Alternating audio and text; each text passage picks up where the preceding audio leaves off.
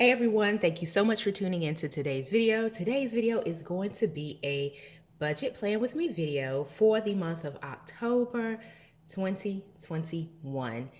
Hello Q4, hello end of the year. So with October quickly approaching, I shared in my last video that we were a bit off in terms of our overall 2021 budget goals. I'll leave that video linked in the description box in case you missed it. So for this month, I want to take an opportunity first to go in and reset our budget goals. I'm going to leave these spreads for now, and I'll do a separate video where I go in and do my typical budget plan with me video where I highlight our to-dos for the month. But I'm going to use this opportunity to capture our current savings status, our current debt status, as well as the overall end of the year activities that we will need to account for in our budget. The reason that I'm going to do this is because as we go into October, November, and December, how much we save or where we direct our money to is going to be based on what we have in terms of our current savings towards our goals, our current debt, and it's just smaller items that we've kind of accumulated in this particular season. I do look forward to those getting paid off, and then we will be back to a zero credit card debt family, and then also some of the major activities coming up for the end of the year. So let's get started. But first things first, if you're new to my channel, hey, welcome. My name is Coach D, and I love all things planning. Here on my channel, I share pieces of my life with the hopes of helping you to balance, grow, and succeed in yours. So make sure that you hit subscribe. I would love, love, love to welcome you to my YouTube family. All right, so for this video, I am going to be using these Paper Mate pens. They're actually more like markers. Hopefully that's picking up on the camera. I'm going to use these just because I have a variety of colors and I can color code the different line items that I'm going to be highlighting today. The reason that I opted to use the weekly spread for this type of personal budget analysis is because it's going to be easier for me to leverage the sections to go in and account for multiple accounts. So for example, I just used the first block to account for our retirement funds, and then I will go on to the other different types of savings accounts as well. I'm gonna use just some stickers to cover up the numbers, and then it kind of gives me a bullet point, if you will, for each area that I am going to be accounting for here today as I go through this particular planning technique. The only thing that I'm going to focus on are the specific accounts. Now, many of them I've never shown in my budget plan with me video just because they're not per se a part of our BAU budget. For example, my retirement comes directly out of my paycheck through my employer, and it is already something that gets backed out of our budget before our remaining funds already hit our bank account. So it's never been something that I've needed to particularly account for in my budget spreads. And then I do have another retirement account that I'll document here. Ooh, sorry guys, I shook the camera. I do have another retirement account. It does auto draft out of my bank, but it auto drafts at the same time as my paycheck. So I never really pay attention to it because the money is already drafted out before I can even blink to think about it when I do our true up throughout the month. So I'm looking for a different color pen. Oh, I have different markers. I love this pen pouch. It's from Erin Condren, and it's kind of like this accordion type pen pouch. It scrunches up really nicely. I do enjoy it because I can keep track of all of my pens without them getting scattered all over the house. Yes, I am that planner mom that has stuff floating around everywhere. But anyway, so I'm going to continue on with the same thought process. This is an example of how I went through this process. So, as you can see, for retirement, I listed out the different accounts that we currently have, and then one is needed. We don't have it. And then I will put the totals for myself and then for my husband. So, that's how I want to go in and account for the different dollar amount so that I can get a pulse of what's out there, how far we've come over time, and bump that up against where we would like to be so that it gives me an idea of how I can round out the year and how I can go into 2022. So I have the same setup for the long-term savings. I identify the two that we have and the two that we would like to have. So the last one, I talk about it a bit in my previous video. And I do want to set up a brokerage account for those of you who've been with my channel for a long time. My background is in finance. I work in corporate finance. Both of my degrees are in finance. I used to work for an investment bank at the start of my career, like the very, very start of my career, way, way, way back in the day. So I've always had kind of a inkling to want to, trade stocks and to do some other types of investments that require, understanding and analysis of the stock market, just because that's something that I studied in school and I want to put that to use. So, anywho, that's something that I look to do. It won't be something that we set up through like a financial advisor and have them to do it for us. It'll be more so DIY or self guided. Now, I am not a financial advisor. I work in business, I work in the corporate space. So, I'm not someone that does this for like, a living, but it is something that I want to do for my family, for myself, just because it can be a lot of fun when you do it right. So, anyway, that's the deal on our long-term savings goals. Next thing is our emergency and our sinking funds. So, I did set up sinking funds maybe 2 years ago. I'm not sure if I still have that video up on my channel, but I will do another video since we're going into 2022, highlighting ways in which you can set up your sinking funds and some best practices for doing that. So be on the lookout for that video and hit subscribe so that you don't miss it. So those are the accounts that we have. We have one that's called like a bill pay holding account. It's kind of a miscellaneous account. I do draft a small dollar into it each paycheck just as a backup plan if our bills trend higher one month than they normally do. It's a way for me to have kind of like a cushion fund for any anomalies in our bills, specifically like the water bill or the energy bill and things of that nature, the light bill. We're home now due to the pandemic, so I've noticed many of our bills are a lot higher over the past year and a half than they've been historically, and that's just because we're home more, we're not at the office, the kids are not at school. So things like that impact our bills. So I can pull from the extra kind of holding fund as I need to. So this is an example for you if you're watching and you're looking at ways to kind of level out your bills on a monthly basis. Perhaps you can set up something that goes into a specific account every month. It's just an idea. Give it a try. Let me know in the comments what you think. The last part for the savings types of accounts is the kids savings. So each of them, they do have a savings account. My oldest son, he does still have kind of a savings account with us that we will eventually transition over to him. My oldest is 19 going on 20. He's my bonus son, and we have just kind of a savings set up for him. So eventually that has to get transitioned over because he is entering into his adulthood. And then the last part is our life insurance. I did notice something weird, y'all.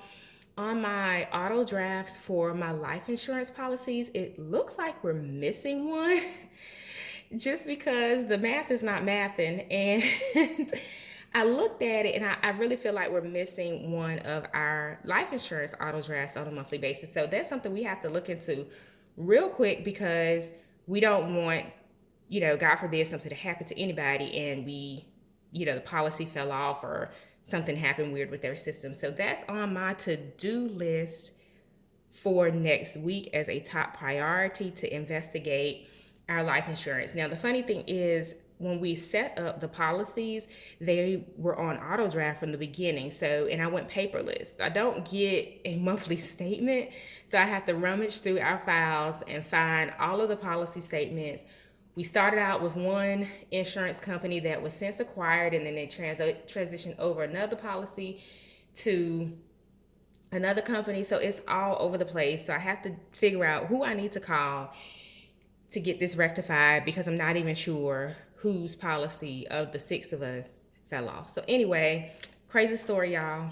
Send prayers that we get it resolved ASAP.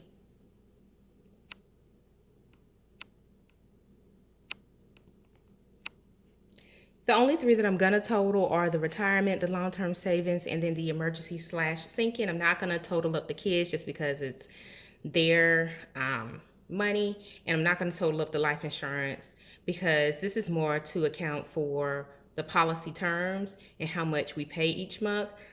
One of my policies that's external to my employer is, I think it's a term policy, and it's coming to the end of its term, just considering when we purchased it or when we set up the policy. So we have to figure out what to do about that. That probably wasn't the best practice when we set it up when we were young, because now we are 10 years older than when we set it up. So that could play a part into our premiums and things like that. So anyway, we have to get all of that sorted out this week. I'll check back and let you guys know how it went in a later video.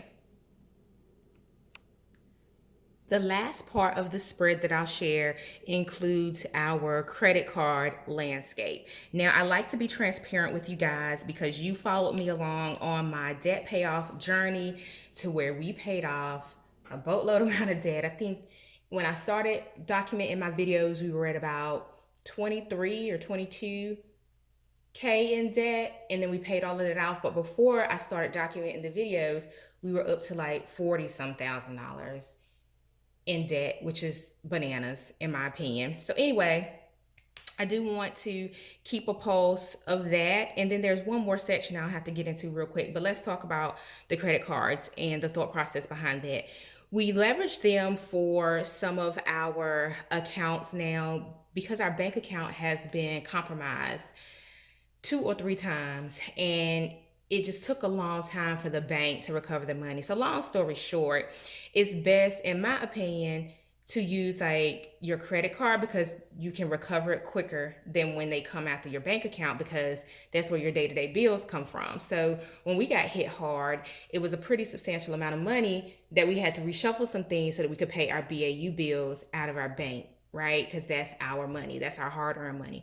Credit cards is a promise to pay. It's not necessarily your hard-earned money. So you have, in my opinion, more time to get it resolved with the credit card companies, and they move a little bit quicker than our personal bank does. So anywho, long story short, we have a recurring payment on our one of our larger credit cards just so that it doesn't have to run through our bank, and we pay it off every month.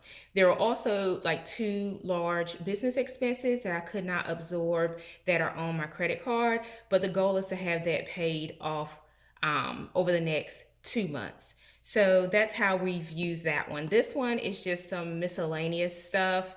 I was using one card and then they switched me over to another type of card, and I did not like that at all, and I lost one of my rewards that I have to call and see if I can get it rectified. So it's a whole mess. Long story short, this card is getting closed out in November. I'm not sure if I want to close it out completely because then that line of credit comes off of my credit report. But I think my credit is really high. I'm aiming towards a perfect credit score in the next year. But anywho, I think I'm going to close it out and just take the hit for it falling off of my credit report because I just didn't like this whole ordeal. So this is going to get paid off. It's just small dollars. I believe that's sitting out there, maybe from a home project that we did. So anyway, that has to go. I'm not happy with that. Then I have a store credit card. It's just a recent purchase, so it'll get paid off. And then I'm on my way to using a reward. So I just put the rewards here. This card will stay open. I do appreciate the rewards that I'm able to get with this particular card. So because we have some things that are auto paid there, and then we pay it off with our check runs, it builds up the rewards. So I'm really loving this. If you have a good relationship with money, in my opinion, you can use the credit card rewards for things like flights and gift cards. I've been able to get some really nice gift cards by using the credit cards and then paying them off. So that's been a part of our journey, but it really requires discipline and good financial stewardship, because you can easily look up and see that you've overspent your particular budget because you've just been swiping credit cards. So that's my story with that. This one just was a recent small trip. Again, we were traveling out of town, didn't want to use our bank cards just for security purposes, so it went out on a credit card. I'm not going to share which credit cards they are, aside from I've already said Nordstrom's. But anyway, I'm not going to share which credit cards they are just for security purposes. But this one is getting closed out in November as well. It's not mine, it's my husband's. So once that's paid off this month, next month we'll determine what to do with it, whether it's shredded or just close it out altogether. So anywho, that's the debt landscape. This is our savings landscape. There is a major one that's going to get its own page, and that is my student loans, guys. Woo! I told you I earned 2 different degrees, undergraduate and a graduate degree, and sis is still paying for those degrees. But I want to go into 2022 tackling it the same way we tackled the credit card debt. So the goal over the next 3 years is to pay that off. It is, again, it accounts for an undergraduate degree and a graduate degree. And I went to some fantastic schools, and you pay for that. So anyway, I have to go ahead and start figuring out the game plan for paying it off. So it's going to get its own page, just because after I kind of document the preliminary part for the camera, I am going to go in and look for ways in which I can pay it off. And one of the ways is going to be generating additional streams of income. Now, it's going to be the long game. I think it's not going to be something that we particularly will do in a year, just because we have, life in the mix of it. But it is something that I want to do over the next 3 years. But when I go through and look at different scenarios of how to tackle it, and I have to go into my portal just to see how much it is exactly, I'll be able to understand that a bit better. So I rounded out this particular spread just by covering up the numbers to use the boxes as kind of writing areas. Here, like I said, this week, top priority is understanding what's going on with our life insurance. So I'll research that. Then the student loans, the payoff analysis. And then here is our savings, and then the debt landscape and what we're going to do over the next couple of months. So I hope that you found this video helpful. Thank you for coming along on this journey with me. Just real transparent, sharing with you guys what we got out there and what we're doing to save some money, because I do believe budget planning is the foundation of generational wealth. I do believe that it's a great practice for everyone to do for their family, so that they can have long-term financial success. If you found this video helpful, leave me a comment, let me know. I do have something really fun to announce in the coming weeks, a way for me to really help you guys to work on your wealth plan, your savings plan, and how you budget better for you and your family. So stay tuned for that announcement. I will leave a link in the description box of this video for a way for you to sign up for my email list, so you can be one of the first to know about this resource. But it's going to be a game changer for you and your family if you're looking to budget better and build generational wealth.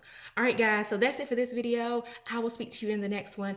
Have a fantastic day. Happy planning.